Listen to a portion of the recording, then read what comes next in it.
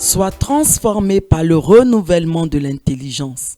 Le dictionnaire Larousse définit l'intelligence comme l'ensemble des fonctions mentales ayant pour objet la connaissance conceptuelle.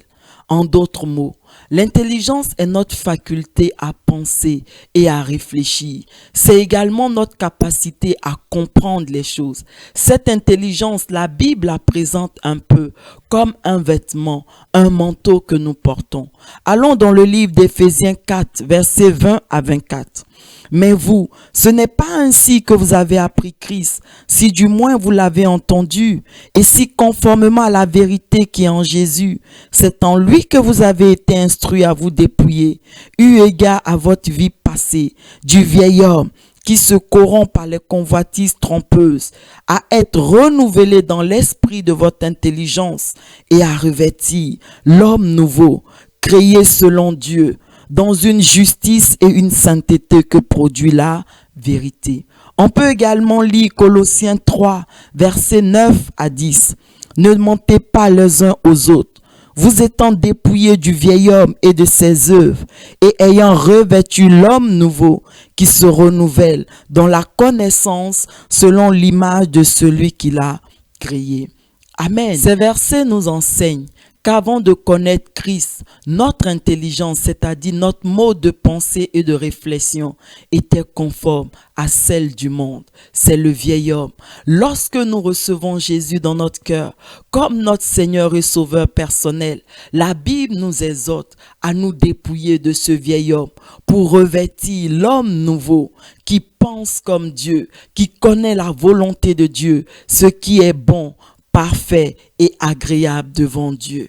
Et c'est ce processus que Paul appelle la transformation par le renouvellement de l'intelligence. Romains 12, verset 2.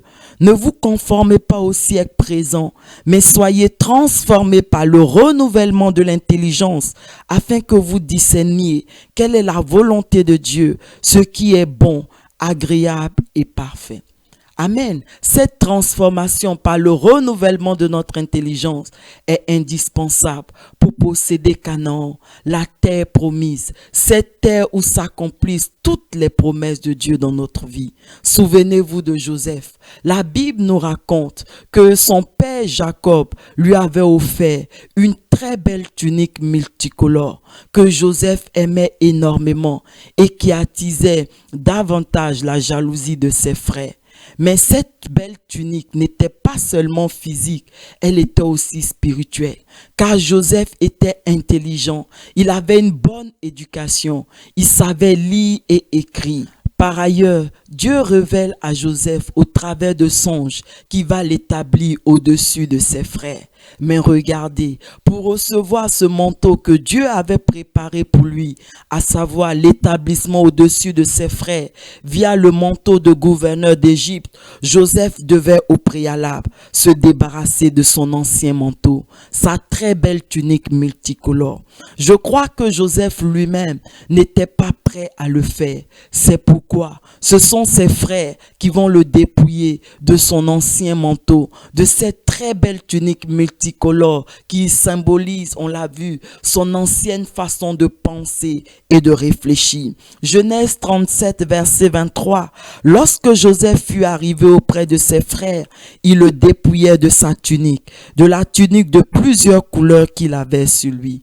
Amen. On peut aisément s'imaginer que cela ne s'est pas fait sans douleur, car Joseph aimait énormément cette tunique. Mais tant qu'il avait cette tunique, ce manteau, Joseph ne pouvait pas recevoir celui que Dieu avait préparé pour lui, à savoir celui de gouverneur d'Égypte. Et c'est parce que Joseph a été dépouillé de son ancien manteau et donc a été transformé par le renouvellement de son intelligence qu'il a été d'une part en mesure d'interpréter les rêves des serviteurs de Pharaon et de Pharaon lui-même plus tard, afin de devenir le gouverneur de l'Égypte, et d'autre part, Joseph a compris qu'il ne devait pas haïr ses frères pour le mal qu'ils lui ont fait, ni même se venger d'eux, car ses frères n'ont fait que travailler à l'accomplissement de la promesse de Dieu dans sa vie. Ces frères de Joseph qui le dépouillent de son manteau symbolisent pour nous dans la nouvelle alliance nos ennemis, les épreuves et les difficultés.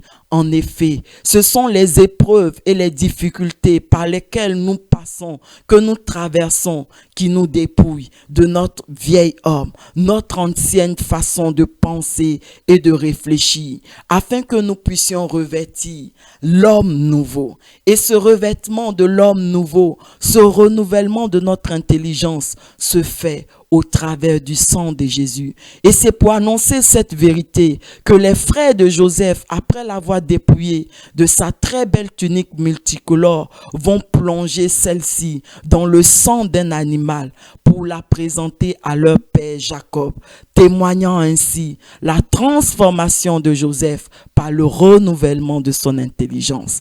Amen. Ne vous conformez pas au siècle présent, mais soyez transformés par le renouvellement de l'intelligence. Est-ce qu'on peut ensemble en ce jour prier? Oui, Seigneur, je désire de tout mon cœur être transformé par le renouvellement de mon intelligence, afin qu'en toute situation, je puisse penser comme toi, Seigneur. Je puisse connaître ta volonté, ce qui est bon, agréable et parfait à tes yeux.